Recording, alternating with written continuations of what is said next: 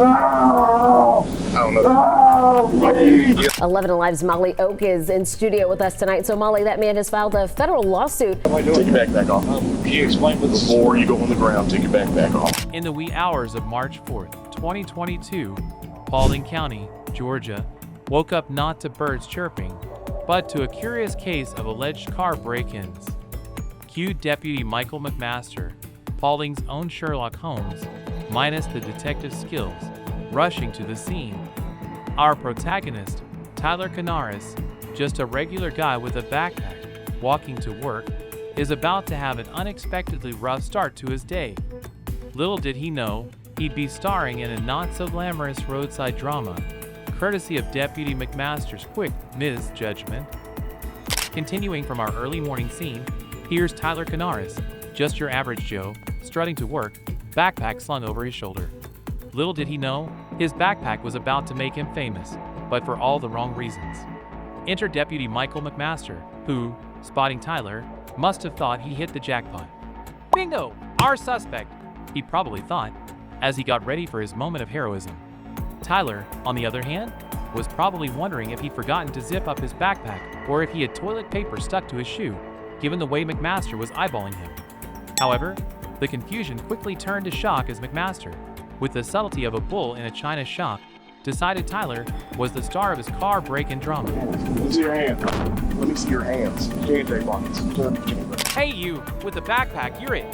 McMaster might as well have shouted, as he launched into his one-man show of cops and misunderstandings. Excuse me, being detained. I'll take that shit off. Take your backpack off. Excuse me, what am I doing? Take your backpack off. Can you explain what before you go on the ground, take your backpack off? I'm going to get picked up from work. Come on. You want to play this game? Sir. The chain like back. This is my phone. Put it down. Can you tell me what's going on? Just put your hands behind your back before you end up on the ground. You've been detained for a minute. You're matching the description of someone trying to break into people's cars. Tyler, understandably baffled, found himself in a real-life game of cops and robbers, except he didn't sign up for it. There he was, a law-abiding citizen.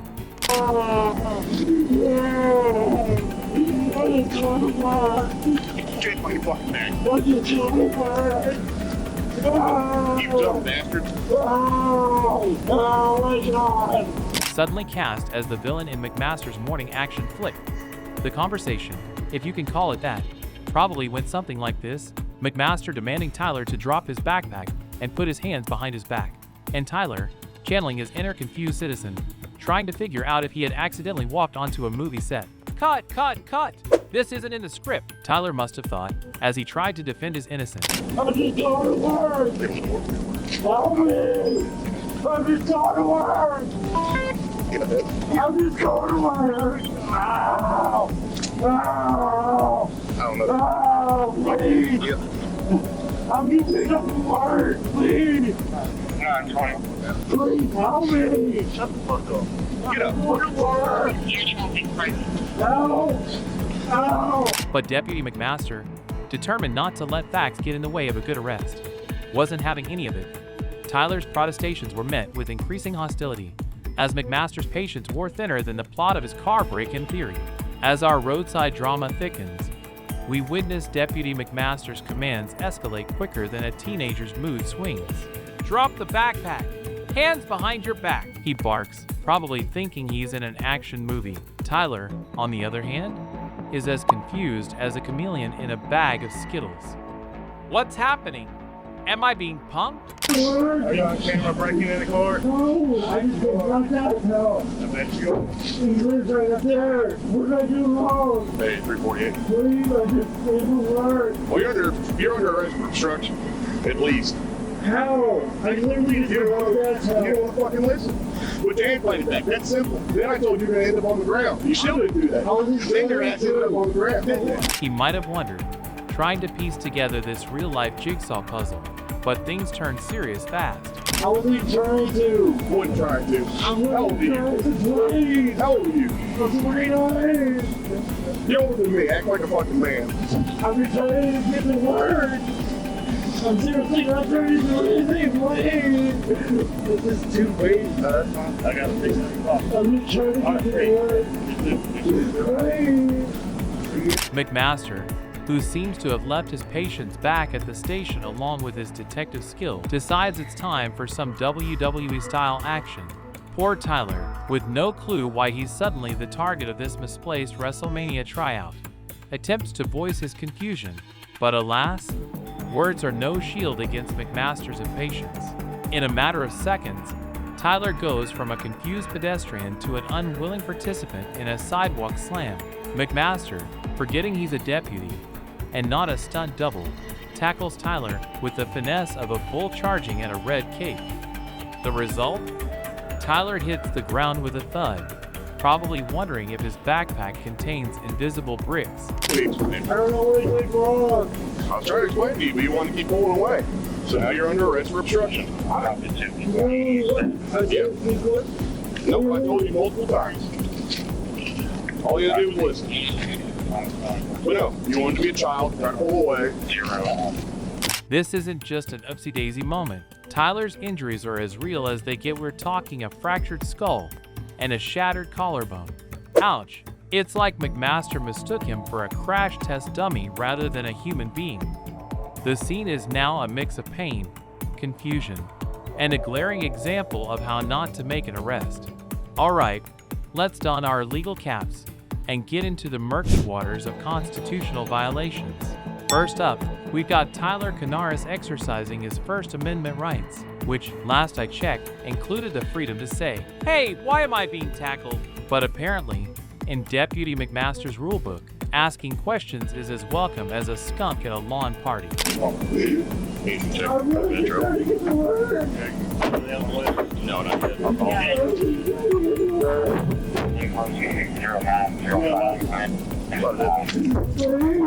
yet. Now, let's waltz over to the 14th Amendment. Here's a fun fact. It's supposed to protect people like Tyler from excessive force. But McMaster, in his enthusiasm, must have thought excessive meant extra effective, treating Tyler to a ground slamming that'd make a pro wrestler blush. This isn't just overstepping. It's a long jump over the line of reasonable force. Yeah, I don't think he ever made it into a car, did he? That we know of. Yeah, he was trying. So it is him. Yeah, it's him. That's like they said negative charge. Did you see him trying to get into a car? Address that later. And for our final act, we peek into the unlawful search of Tyler's backpack. Spoiler alert. No stolen goods, just the usual stuff like maybe a sandwich, a phone, or the hopes and dreams of a regular guy going to work. Deputy McMaster, in his treasure hunt, found zilch that could justify his WWE audition on Tyler. It's like opening Pandora's box and finding it's just full of old grocery lists. In the grand scheme of things, this whole episode is less protect and serve and more accuse and assault. Remember, law enforcement is about balance, not turning a misunderstanding into a season finale of a crime drama. But hold on, there's more to this circus of errors. In the next scene, our not-so-heroic Deputy McMaster and his colleague, Deputy Odkin, switch from rogue lawmen to wannabe comedians, cracking jokes while Tyler Canaris, the star of their impromptu action flick, groans in pain. Here's Tyler, sporting a new fashion statement, injuries courtesy of an overzealous deputy, while our dynamic duo finds humor in his agony.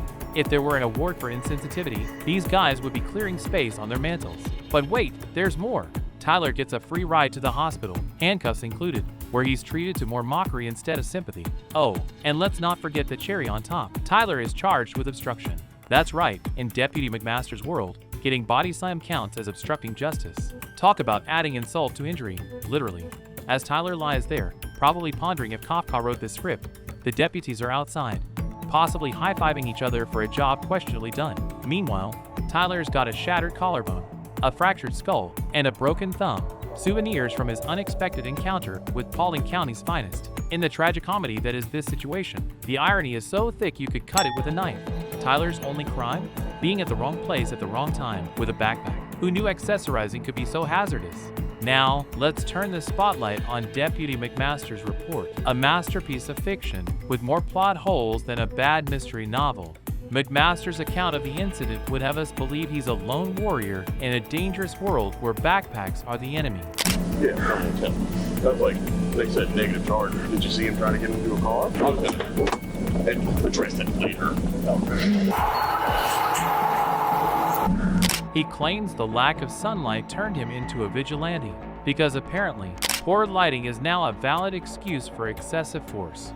Then, there's the sheriff's office, slower to act than a sloth on vacation. They took their sweet time to file charges, as if hoping everyone would forget about the whole debacle. The report reads like a badly scripted drama, with McMaster painting himself as the injured party. Injuries? Really? Maybe from patting himself on the back too hard. The sheriff's office's response? A resounding meh.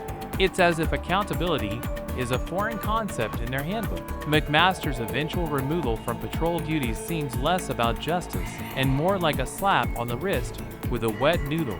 Tyler Canaris, not one to be slammed to the ground and forgotten, decided to hit back where it hurts. In court, his legal team swooped in faster than a superhero team, ready to file a civil rights lawsuit against Paulding County.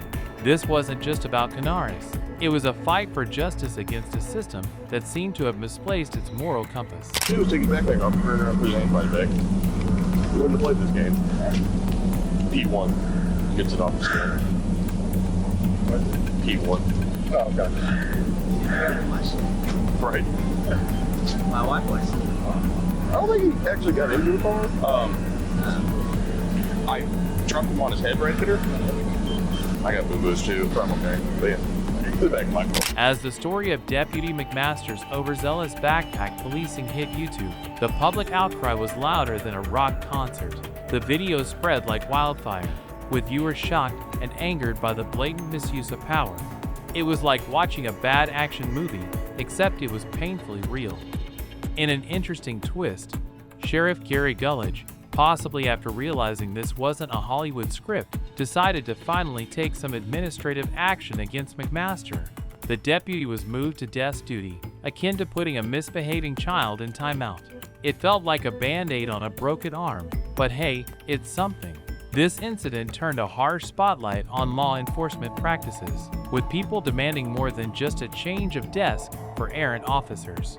The viral video and ensuing lawsuit sent a clear message: the public was watching, and they were not amused by this display of injustice. The sheriff's office's response was a classic case of too little, too late, but it was a start. The stage was set for a legal showdown, and all eyes were on Paulding County. A man who was body slammed by a sheriff's deputy now wants that deputy and the sheriff from Paulding County to pay up.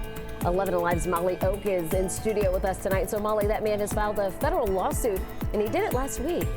Reflecting on this event, it's clear that law enforcement practices need a serious makeover. It's not just about reprimanding one Deputy McMaster. It's about changing a system where such incidents are far too common. Suspicion that, as I said, was flimsy, unfounded, not supported by any reasonable facts. This is what Sam Starks, Canaris' attorney in the civil lawsuit, says happened next. In a world where everyone's a smartphone journalist, law enforcement agencies are under the microscope more than ever. This incident serves as a poignant lesson. When the law becomes a bully, it loses its very essence. It's time for a change, a shift towards a system that truly upholds the ideals of justice and equality. Now, along with that federal suit that you mentioned, today, a new motion was just filed trying to clear his name of the criminal charge he faces.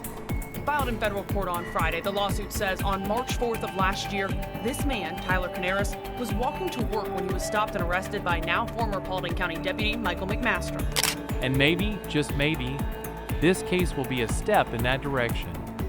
Hey Larry, give us your expert opinion. In this case, Deputy McMaster's actions potentially violated the Fourth Amendment, which guards against unreasonable searches and seizures, and the 14th Amendment's Due Process Clause. This case underscores the vital importance of upholding constitutional rights and the necessity for accountability in law enforcement to maintain public trust and justice.